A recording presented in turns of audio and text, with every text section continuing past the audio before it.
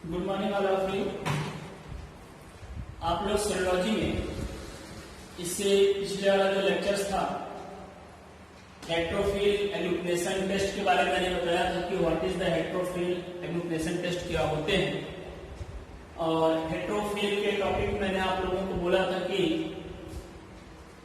कुछ इससे काफी पिछले लेक्चर्स में हेट्रोफिल एंटीजन, हेट्रोफिल एंटीबॉडी या हेट्रोफिल एंटीजन मेनली मैंने वहां पर आप लोगों को डिटेल बताया था कि हेट्रोफिल एंटीजन होते क्या है। तो वहां पर दो बातें अगर आप लोग ध्यान दिए होंगे, जैसे मेनली चर्चा आरबीसी की हुई थी, वो भी कौन सा सिक, ये भी आप लोगों को याद होगा कि कोई ऐसा एंटीजन जो डिफरेंट नॉन रिलेटेड, मतलब उससे रिलेटेड स्पीशीज से हट करके किसी के पास हो। जैसे मान लो ह्यूमन है, कोई भी ह्यूमन है, ओके, और ये इन्फेक्टेड है किसी भी एंटीजन, में वायरस की बात कर सकते हैं, मान लेते हैं किसी भी चीजों से इफेक्ट है, ये वायरस या प्रोटीन्स, कोई भी एंटीजन उसके द्वारा इफेक्ट है, और उसके अगेंस्ट में इसकी बॉडी में क्या जनरेट हुआ, उसका एंटीबॉडी, क्या जनरेट हुए, एंटीबॉडी जनरेट हुए। और अब हम लोग जो टेस्ट परफॉर्म करते हैं, अब सेम जैसे जिस वायरस के द्वारा, जिस बैक्टीरिया के द्वारा इसको ये डिसीज हुआ है, हम लोग उसी को किसी दूसरे स्पीशीज से, ठीक है ना, जैसे कि सिक, आरबीसी, इसको लेकर के हम लोग क्या करते हैं, टेस्ट को परफॉर्म करते हैं। मतलब सेम उसी जैसा, बशर्ते किसी दूसरे डिफरेंट स्पीशीज की हम बात करें। ये मैंने आप लोगों को इससे पिछले लेक्चर में भी बता दिया था। और वहीं पर मैंने कहा था कि नेक्स्ट चैप्टर जो टॉपिक जो आप लोगों को होगा वो होगा वेल फेलिक्स, ठीक है ना, वेल फेलिक्स टेस्ट कर सकते हैं या रिएक्शन। आप लोगों को मैं इसके पहले भी थोड़ा बहुत बताया हूं इसको, ठीक है, लेकिन वहां पर मैंने सिर्फ और सिर्फ आप लोगों को केवल इंट्रो दिया था कि ये क्या होते हैं। जब हेट्रोफिल एंटीजन पढ़ा रहा था तो वहां पर 3 मैंने आपको दिया था, Weil Felix reaction, Paul test, ठीक, और एक कोल्ड ब्लड करके था। उसके 3 टेस्ट को मैंने वहां पर आपको बताया था, और इसके बारे में भी डिटेल में मैंने बताया था कि ये किस केस में होता है। रिक्टेशियल के बारे में आप लोगों ने पढ़ा था कि रिक्टेशियल डिसीज की बात आती है, वहां पर ये होता है, ठीक है, रिक्टेशियल। तो वहां पर एक केसेस आया था वेल फेलिक्स के टेस्ट को परफॉर्म करने का, और किस केस में करते हैं अभी वो भी आप लिख लीजिएगा, फिर क्लियर होगा। और वेल रूप से जानना है तो पहले आप कुछ लेक्चर समझाइए जो मैं बताया था, ठीक है। नाउ द लेक्चर स्टार्ट करते हैं। What is the well Felix reaction. Weil Felix reaction में या टेस्ट के टेस्ट में हम लोग सबसे पहले इसका प्रिंसिपल देखते हैं। क्या देखते हैं, ठीक है ना, सबसे पहले इसका हम लोग प्रिंसिपल की बात करेंगे। इसका सिद्धांत क्या होता है, ये रिएक्शन होता कैसे है, ये टेस्ट परफॉर्म कैसे होता है, इसकी एक्टिविटी क्या होती है, ये बताएंगे। जो सबसे पहला लाइन होगा इसमें लिखेंगे आप लोग Weil Felix reaction is a serological test.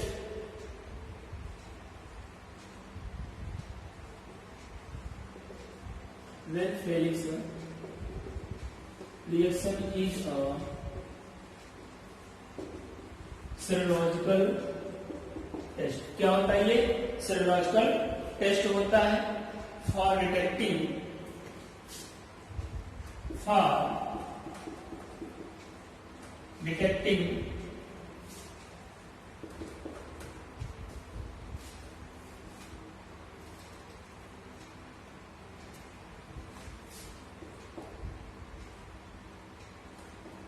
रिक्टेशियल, RICKESIL, rickettsial antibody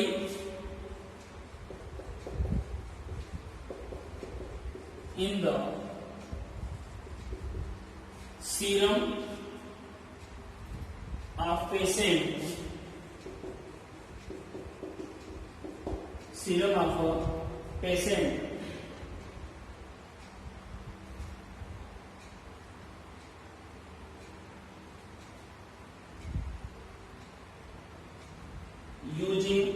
हेट्रोफिल using heterophile antigen. अब हेट्रोफिल एंटीजन आपको याद रहेगा तो हमेशा समझ में आएगा। This is non specific illumination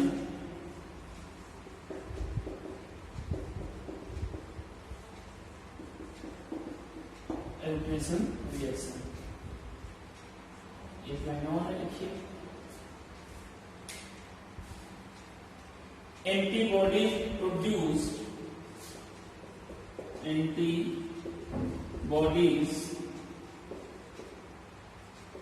produced against rickettsia against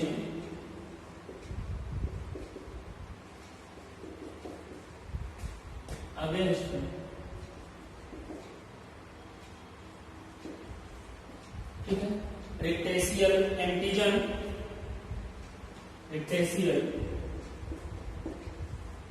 antigen cross react with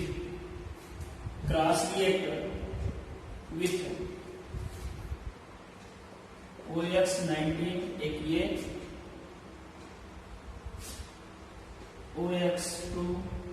OX19 and OX2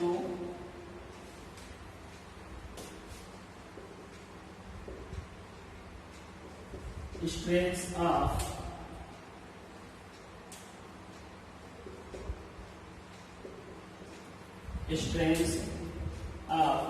Proteus fulvoris,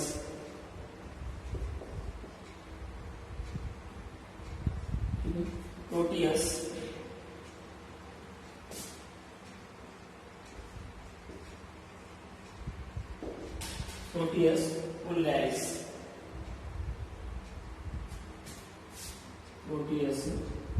vulgaris, and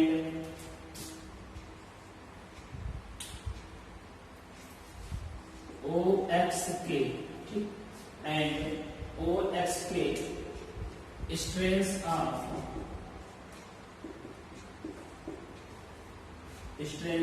of Proteus mirabilis,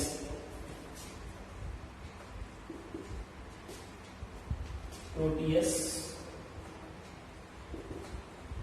mirabilis Proteus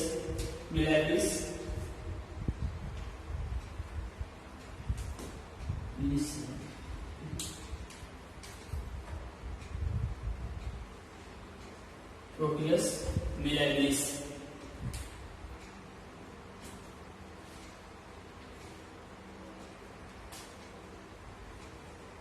The cross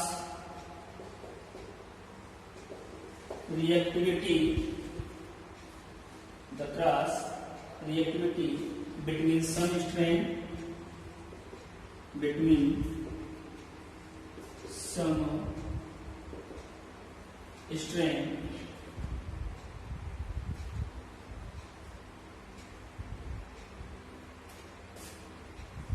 of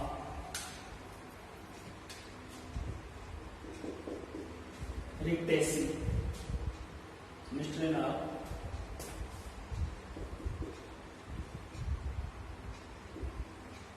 some rickettsia.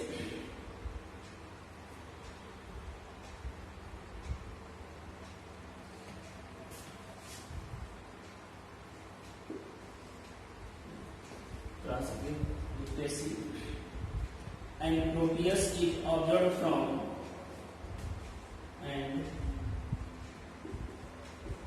Proteus is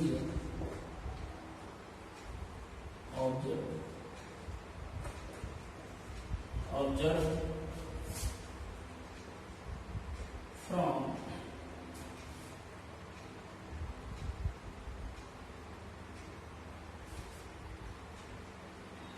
observed first one first time by इसके द्वारा देखा गया भाई Weil and Felix, Weil and Felix in 1960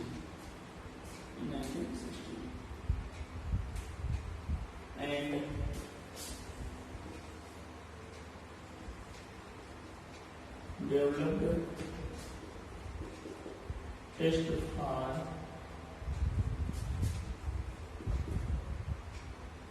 developed test for rickettsia disease. देखिए हम इसकी बात आगे देते हैं। टॉपिक क्या है हम लोग का? Weil Felix reaction. Okay, Weil Felix reaction कैसा होता है? हेट्रोफिल रिएक्शन कर सकते हैं, हेट्रोफिल एंटीजन। ये एक ऐसा रिएक्शन है जिसमें क्या पार्टिसिपेट करता है? हेट्रोफिल एंटीजन। हेट्रोफिल एंटीजन के बारे में इससे पहले भी मैं आप लोगों को बता दिया था कि क्या होते हैं। नाउ लेट्स स्टार्ट करते हैं हम लोग इसको लेकर के कि ये वेल फेलिस रिएक्शन किसके लिए परफॉर्म किया जाता है या ये टेस्ट किसके लिए परफॉर्म होता है। ये टेस्ट होता है रिक्टेशियल डिसीज, एक होता है जिसको हम लोग बोलते हैं रिक्टेशियल डिसीज। लास्ट टाइम मैंने आप लोगों को दिया है कि रिक्टेशियल डिसीज जो होता है, ठीक,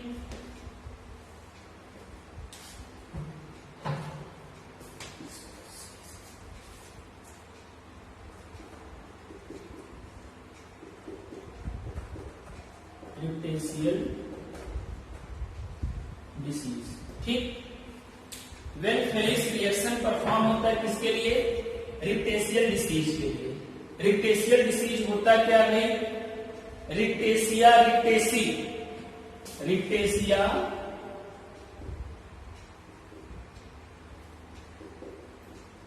रिक्टेशिया एक होता है रिक्टेसी जिसको आर रिक्टेसी भी बोला जाता है। ये एक प्रकार का जो रिक्टेसी होता है, जैसे प्रोटियस की बात हम कर लेंगे, इस बैक्टीरिया की वजह से रिक्टेसी बैक्टीरिया की वजह से जब कोई पर्सन इंफेक्टेड होता है तो उसको रिक्टेशियल डिसीज में फीवर, ठीक है, फीवर, हेडेक, तमाम प्रकार के प्रॉब्लम्स आते हैं। मेनली रिक्टेशियल फीवर की बात करते हैं इसमें। एज लाइक द टाइफाइड की ही तरह ये भी होता है। ओके, जब कोई पर्सन रिक्टेशियल फीवर या रिक्टेशियल डिसीज से इंफेक्टेड है, सस्पेक्ट है, तो उसके लिए कौन सा टेस्ट परफॉर्म कराया जाएगा? Weil Felix. ये वेल फेलिस रिएक्शन परफॉर्मिंग होता कैसे है या परफॉर्म होता कैसे है? तो आपने लिखा है कि Weil Felix reaction is a serological test. Okay, Weil Felix reaction is a serological test. ये क्या होता है? सेरोलॉजिकल टेस्ट है। किसके लिए भी? फॉर डिटेक्टिंग रिक्टेशियल, ठीक है, रिक्टेशियल एंटीबॉडी। ध्यान देना, ये सेरोलॉजिकल टेस्ट किसके लिए परफॉर्म होता है भाई? डिटेक्ट करता है किसको? रिक्टेशियल एंटीबॉडी। आई मीन हमने लिया सपोज दैट ये कोई पर्सन की अगर हम बात कर लें, ठीक है, और ये इन्फेक्टेड हो, मान लो ये इन्फेक्टेड है किसके द्वारा? रिक्टेशिया के द्वारा। जैसे ही ये रिक्टेसी एंटीजन एंट्री करेगा बॉडी में, क्या जनरेट होगा? क्या जनरेट हो जाएगा इसमें? एंटीबॉडी। क्या जनरेट होगा? एंटीबॉडी। उसके अगेंस्ट में एंटीबॉडी जनरेट होगा। कौन सा एंटीबॉडी? रिक्टेशियल एंटीबॉडी।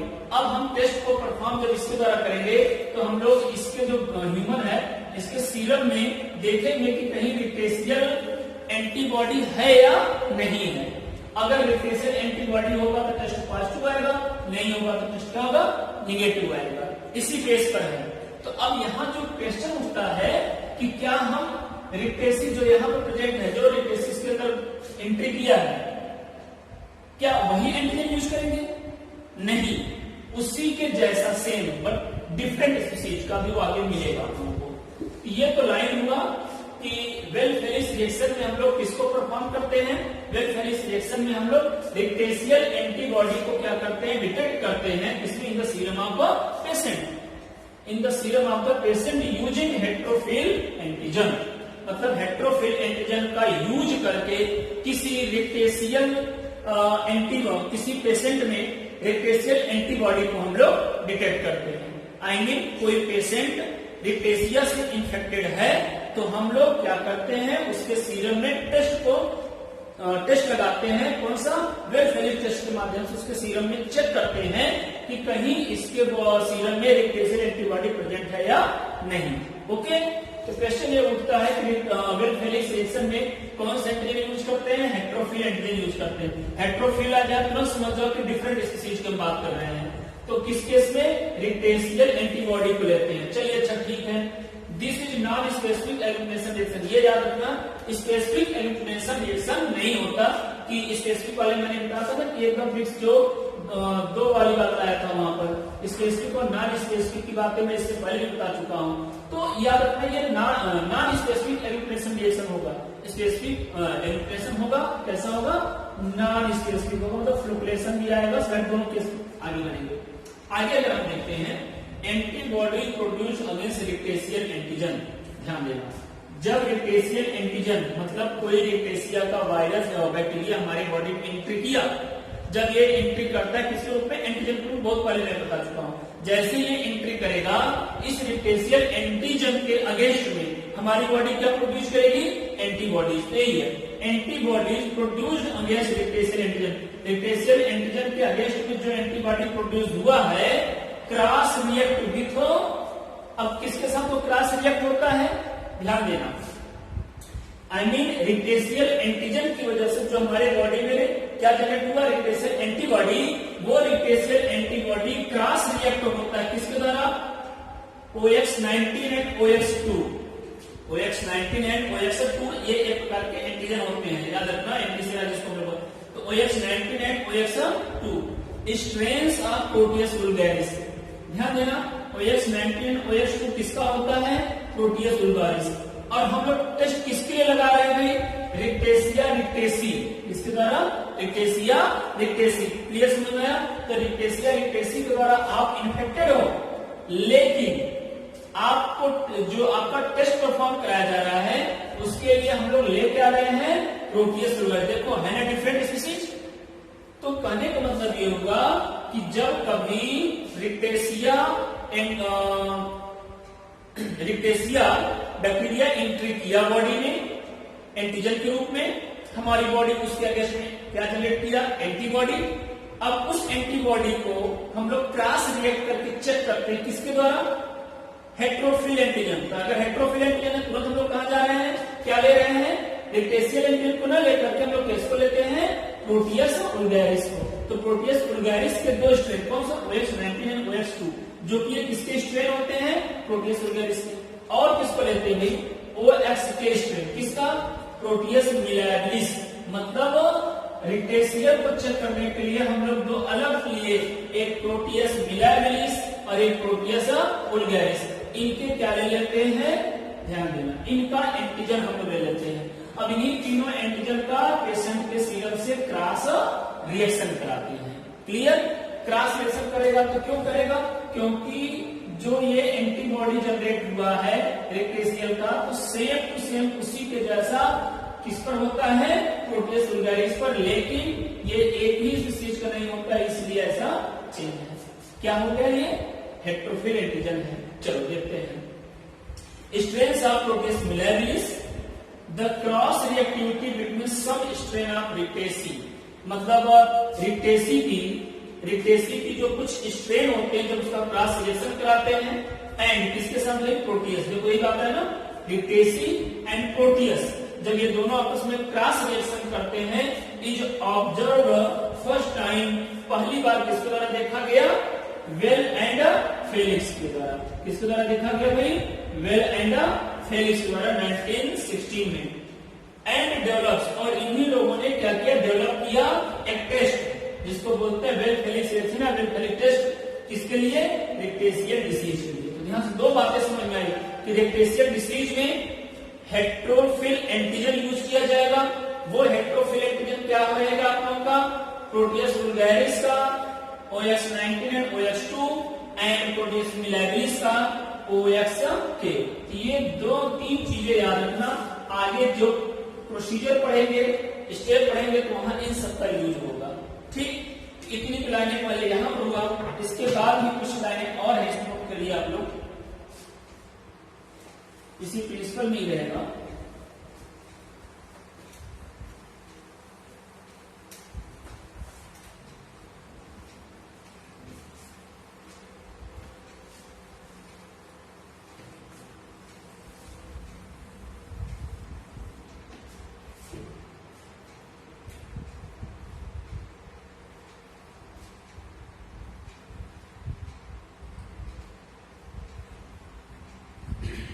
ध्यान दीजिएगा, पेशेंट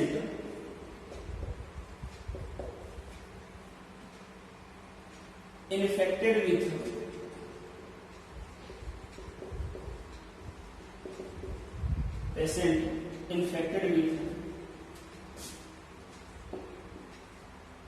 आर, यहां पर रिक्टेशिया है,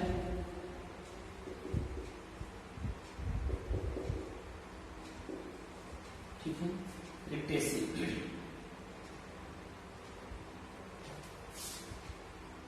ठीक है, rickettsia and proteaceae and develops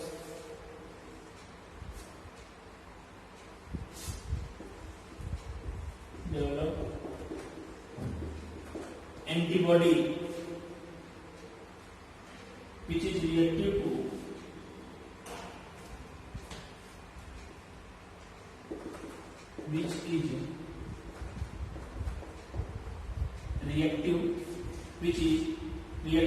proteus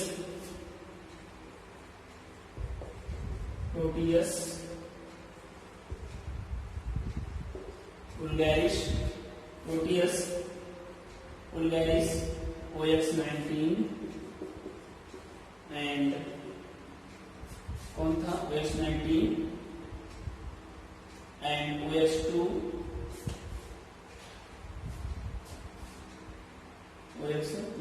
while patient infected while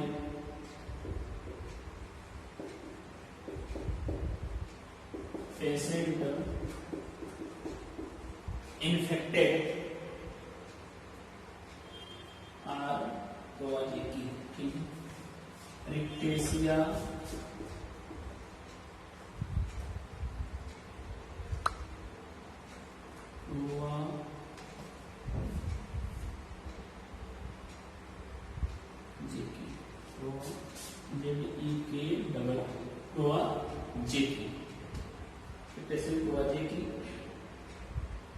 develops antibody, develops antibody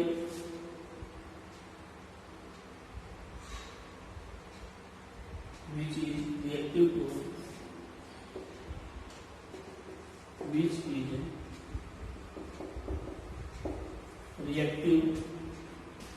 which is reactive to proteus vulgaris, which is reactive to proteus vulgaris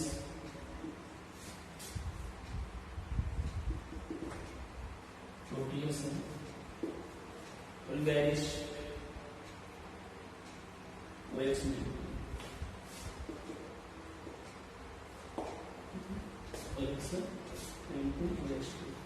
इसमें कुछ बातें हैं आप लोग ध्यान,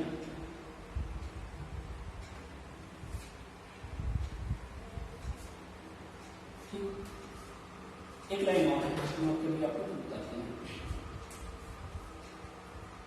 एंटी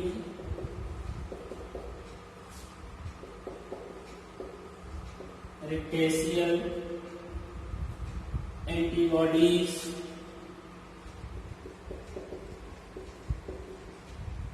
डेवलप, ठीक है, antibodies develops within 5 to 7 develops within 5 to 7 days. 7 days of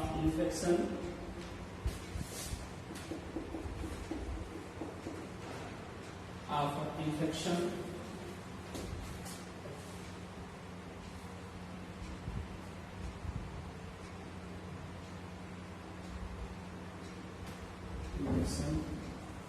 and titer reach peak and titer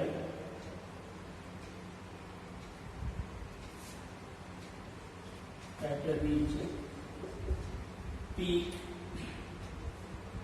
within 2 weeks. Within 2 weeks.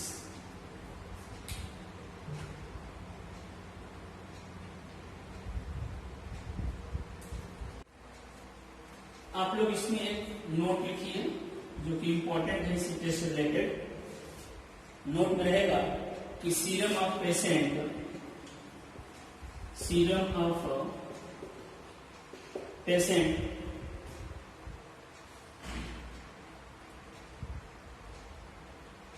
of typhus patient रहेगा.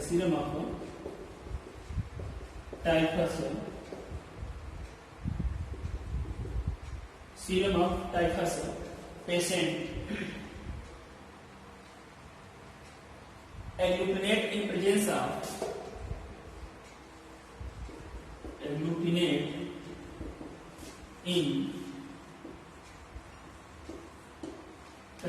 of non-motile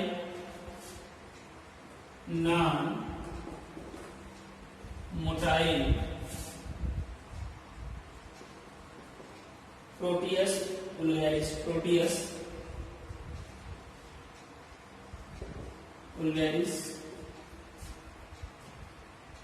OX strain.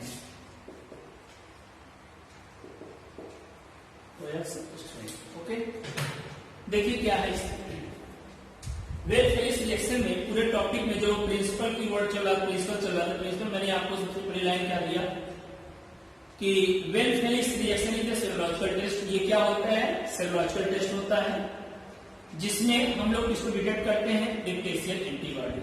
मतलब कोई पेशेंट है या कोई पर्सन है वो रिक्टेसी नामक बैक्टीरिया से इन्फेक्टेड हुआ. जब वो इन्फेक्ट होता है तो हमारी आपकी बॉडी या उस पेशेंट की बॉडी उसके अगेंस्ट में क्या जनरेट करेगा? रिक्टेशियल एंटीबॉडी. और जो ये वेल फेलिस टेस्ट होता है, इस टेस्ट में हम लोग उसी को चेक करते हैं कि पेशेंट का जो सीरम है उसमें रिक्टेशियल एंटीबॉडी जनरेट हुआ है या नहीं. अब जो एंटीबॉडी को हम लोग चेक करते हैं उसके लिए हम लोग क्या करते हैं? हेट्रोफिल एंटीजन यूज करते हैं. क्या करते हैं? हेट्रोफिल एंटीजन. अब हेट्रोफिल एंटीजन यूज करते हैं तो इसमें कौन कौन से हेट्रोफिल एंटीजन ग्रुप रहेंगे? दो अलग डिफरेंट. इसी से डिफरेंट हेट्रोफिल एंटीजन नहीं पढ़ा ना कि डिफरेंट स्पीसीज का उससे नाम रिलेटेड हो, तो डिफरेंट स्पीसीज यहाँ पर दो आएंगे. एक प्रोटियस वुल्गारिस और एक प्रोटियस मिलाग्रिस. दो हैं, एक प्रोटियस वुल्गारिस, एक प्रोटियस मिलाग्रिस. ये दो आप लोगों के मिलेंगे जिनके दो स्ट्रेन यूज होते हैं. प्रोटियस जो वुल्गारिस था उसका OX19 एंड OX2, ये मैंने आपको दो पहले बताया, OX19 एंड OX2. और दूसरा मैंने दिया है कि OXK. क्लियर हुआ? इसके बाद मैंने बताया है कि जो क्रॉस रिएक्टिव विटामिन होता है, आई मीन जब इनका हम लोग रिएक्शन कराते हैं, जब इनका जब क्रॉस रिएक्शन होता है तो जो रिक्टेसी होता है ये क्या करता है कि डेवलप होता है, आई मीन क्रॉस रिएक्शन होता है. और इस क्रॉस रिएक्शन को सबसे पहले किसने ऑब्जर्व किया? देखा किसने? वेल एंड फेलिस ने. और उन्होंने एक टेस्ट को परफॉर्म किया, एक टेस्ट उसके लिए एक मेथड बनाया. जो टेस्ट उसको हम लोग क्या बोलते हैं? वेल फेलिस टेस्ट बोलते हैं, जिसमें हम लोग रिक्टेशियल डिसीज को क्या करते हैं? चेक करते हैं. ये होता कैसे? उसमें एक लाइन और मैंने दिया था कि जो प्रोटियस पेशेंट इन्फेक्टेड बाई रिक्टेसी, अगर कोई पेशेंट रिक्टेसी से इन्फेक्टेड है तो उसकी बॉडी में एंटीबॉडी जनरेट होगा. That's good. यहां हम समझते हैं which is reactive to Proteus. वो एंटीबॉडी किसके प्रति रिएक्टिव होगा? OX19 and OX2 of vulgaris और प्रोटियस वुल्गारिस के स्ट्रेन OX19 एंड OX2 से। जबकि अगर पेशेंट इन्फेक्टेड अगर वो किसके द्वारा, प्रोजोकी आई मीन रिक्टेशिया प्रोजोकी के द्वारा इन्फेक्टेड हो, तो ऐसे केस में या एंटीबॉडी जनरेट हुआ हो उसका, तो कौन सा रिएक्टिव होगा, Proteus vulgaris I mean OX19। अगर रिक्टेशिया रिक्टेसिस होगा तो दोनों, अगर सिर्फ प्रोजोकी से होगा तो OX19। इसके बाद एंटी, इसमें मैंने नोट भी किया हूं कि anti rickettsial antibody develop within 5 to 7 days of infection. Infection के 5 से 7 दिन में एंटीबॉडी जनरेट हो जाते हैं एंड टाइटर जो होता है उसका हाईएस्ट पहुंचता है 2 वीक के बाद या विद इन 2 वीक्स में। कुछ नोट था कि अगर कोई टाइफाइड का पेशेंट है और उसका अगर हम लोग वेल फिलिक्स टेस्ट परफॉर्म करें तो भी क्या होगा, एल्यूमिनेशन होगा। आई मीन अगर उसमें क्या प्रेजेंट हुआ, प्रोटियस वुल्गारिस प्रेजेंट है और OX स्ट्रेन प्रेजेंट है, प्रोटियस वुल्गारिस को OX स्ट्रेन प्रेजेंट है, तो भी टाइफाइड के केस में क्या आएगा, एल्यूमिनेट होगा। ठीक, समझते हैं यहाँ पर। देखिए जो रिक्टेशिया की बात होती थी, 2 बैक्टीरिया है, एक रिक्टेशिया, ठीक है, रिक्टेसी, और एक है रिक्टेशिया प्रोवाजेकी। ये 2 रिक्टेशिया फैमिली से या रिक्टेशिया के बैक्टीरिया हैं। ये दोनों क्या करते हैं, पेशेंट कोई ह्यूमन है, कोई ह्यूमन अगर इनसे इन्फेक्ट हुआ तो उसको रिक्टेशियल डिसीज हो सकता है। क्या हो सकता है, रिक्टेशियल डिसीज होगा या रिक्टेशियल फीवर होता है। ऐसे केस में हम लोग टेस्ट को परफॉर्म करते हैं वेल फिलिक्स। इसमें होता क्या है, सपोज दैट हमने ये स्लाइड भी आगे मैं पढ़ाऊंगा इसको, एक स्लाइड लेंगे, यहाँ पर ऐसे सीरम हमने ड्रॉ किया और फिर इसमें हम लोग एंटीजन लेते हैं, हेट्रोफिल एंटीजन। कौन सा, प्रोटियस वुल्गारिस का OX19, OX2 and OXK। OX19 and OX2 अगर हम इस पर ड्रॉ कर रहे हैं, अगर दोनों एल्यूमिनेट हो रहे हैं तो किसके द्वारा, रिक्टेसी के द्वारा। अगर क्या है, सिर्फ और सिर्फ ये एल्यूमिनेट हुआ तो प्रोजोकी के द्वारा। क्लियर हुआ, यही ओवरऑल पूरा मैंने आपको बताया कि ये कैसे रिएक्ट होता है। तो ये इसका था प्रिंसिपल कि कैसे कैसे होते हैं। यहाँ मैंने आपको डिटेल में नोटेड भी कराया हूँ कि patient infected with rickettsia develop antibody which is reactive Proteus vulgaris के OX19 OX2 से क्या होता है, ये रिएक्टिव होगा।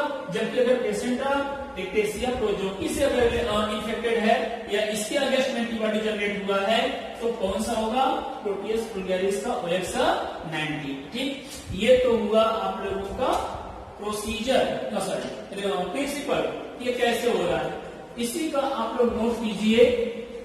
प्रोसीजर ये कैसे परफॉर्म करेंगे तो आप लोगों को इस टेस्ट के बारे में समझ में आ जाएगा। मेन था इसका प्रिंसिपल समझना कि व्हाट इज, ये होता क्या है। तो याद रखना, ये ऐसा टेस्ट होता है जिसमें हेट्रोफिल एंटीजन यूज होते हैं। जैसे कि रिक्टेसी से कोई पेशेंट इन्फेक्टेड है, उसके अगेंस्ट में अगर उसके बॉडी में एंटीबॉडी जनरेट हुआ है तो उस एंटीबॉडी को डिटेक्ट करने के लिए हम लोग उससे डिफरेंट स्पीसीज का, प्रोटियस वुल्गारिस का 2 स्ट्रेन लेते हैं, OX19 OX2 एंड एक और मैंने बताया था प्रोटियस मिलेब्रिस का, उसका लेते हैं OXK। इन दोनों को लेकर के हम लोग रिएक्शन कराते हैं, ट्रांसलेशन कराते हैं। अगर एल्यूमिनेशन हुआ तो हम लोग बताते हैं कि हाँ इसमें रिक्टेशिया प्रेजेंट है, अगर नहीं हुआ तो रिक्टेशिया प्रेजेंट नहीं है। इसको समझेंगे हम लोग प्रोसीजर के माध्यम से।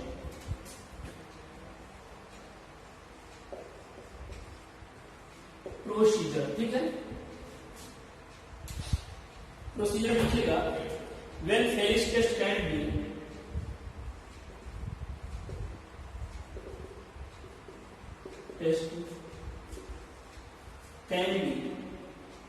performed in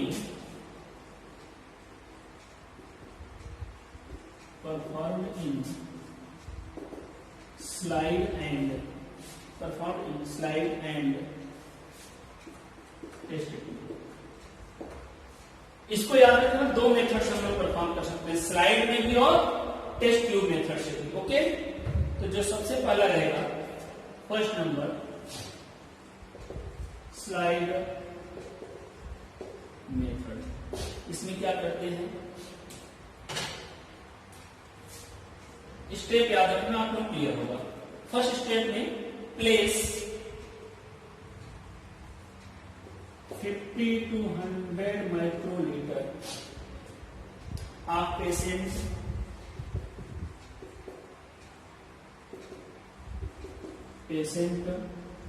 serum on the slab, of patient serum on the slide, ठीक है, on the slide. Next number, add a drop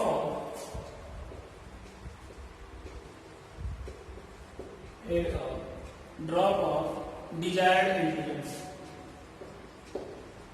मतलब जो आवश्यक एंटीजन होते हैं, डिजायर्ड एंटीजन। कौन सा एंटीजन? हेट्रोफिल। क्या कौन सा था आप लोगों का? प्रोटियस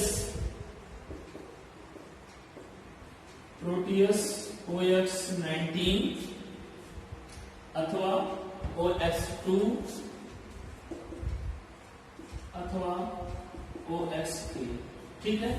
जो भी हमको रिक्वायर पड़े ये हम लोग तीनों ले सकते हैं, या तीनों को एक साथ एक स्लाइड पर भी हम परफॉर्म कर सकते हैं, ठीक।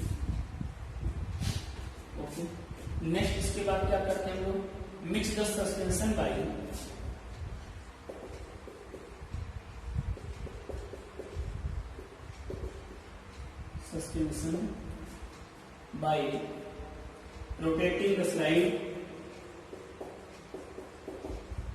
rotating the slide for 1 minute,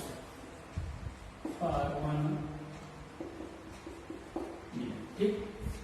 इसके बाद visual illumination,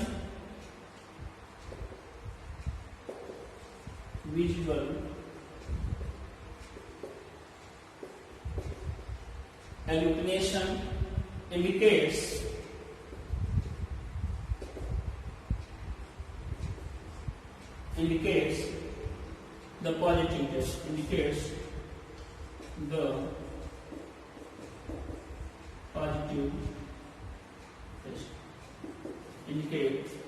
positive test। Okay, करते कैसे हैं? क्या लिखा आपने सबसे पहले स्लाइड मेथड में? मैं आपको पहले बताया हूं, इसमें 3 एंटी सीरम हम कर सकते हैं या एंटीजन है। सपोज दैट एक ये 1 ट्यूब है, दूसरा ट्यूब की बात हो रही है, तीसरा। इस समय इसमें मान लेते हैं OX19, OX2, OX3। Okay, 1 slide लिया, करना क्या है? Place 50 to 100 microlitre of patient serum, ठीक है, मतलब 50 से 100 माइक्रोलीटर पेशेंट का सीरम लेते हैं, किस पर? स्लाइड पर पुटअप करते हैं। अगर हम लोग 1 ड्रॉप पुटअप कर रहे हैं सपोज दैट एक जगह, तो उसमें हम लोग क्या करते हैं? आगे एड अ ड्रॉप और डिजायर्ड एंटीजन, जो आपको एंटीजन के डिजायर हो, तो आप लोग इसको चाहे अलग अलग भी कर सकते हो, 1 स्लाइड पर भी इसको हम लोग क्या कर सकते हैं? साथ परफॉर्म कर सकते हैं तीनों को। तो होता क्या है इसमें?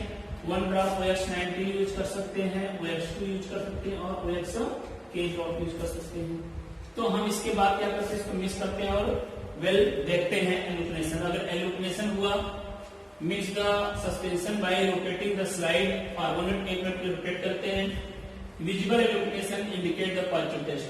प्रिंसिपल में अगर आप लोग जाएंगे तो हाँ, मैं आपको पहले बताया हूँ कि OX19, OX2 एंड OXK में मैंने वहां ये बताया था कि अगर कोई पेशेंट रेक्टेसिया रेक्टेसी से इन्फेक्टेड है तो उसमें OX19, OX2 या OXK ये क्या आएंगे, या प्रोजोकी की भी बात मैंने वहां बताया था। ये तीनों आपको इन्फेक्टेड हो, क्या आएगा? एल्यूमिनेशन होगा। चाहे ये यूज कर लो, चाहे ये यूज करो, चाहे ये यूज करोगे, तो आप एक साथ तीनों करके देख सकते हैं। इसके बाद अगर प्रोजोकी से, स्पेशली सिर्फ प्रोटियस, किससे? प्रोजोकी की बात किया था मैंने, रेक्टेसी प्रोजोकी, अगर उससे है तो यहाँ पर क्या आएगा? सिर्फ OX19 वाला ही उसके साथ क्या करेगा? मतलब रिएक्ट होगा, एल्यूमिनेट होगा। ये तो था आप लोगों का स्लाइड मेथड को इजी, इसमें कुछ करना नहीं था आप लोगों को। इसमें सीरम लेना है, सीरम के बाद हमको एंटीजन लेना है, आई मीन हेट्रोफिल एंटीजन लेना है, मिक्स करना है, एल्यूमिनेशन को देखना है। एल्यूमिनेशन हुआ तो दैट्स द पॉजिटिव, नहीं हुआ तो निगेटिव हुआ। इसके बाद की जो टॉपिक मिलेगा आप लोगों को वो मिलेगा आप लोगों को ट्यूब मेथड, और ट्यूब मेथड के बाद मैं आप लोगों को उसमें कैसे रिएक्शन होता है उसके ऊपर उसको मैं बताऊंगा और उसका एप्लीकेशन भी रहेगा। Thank you all of you.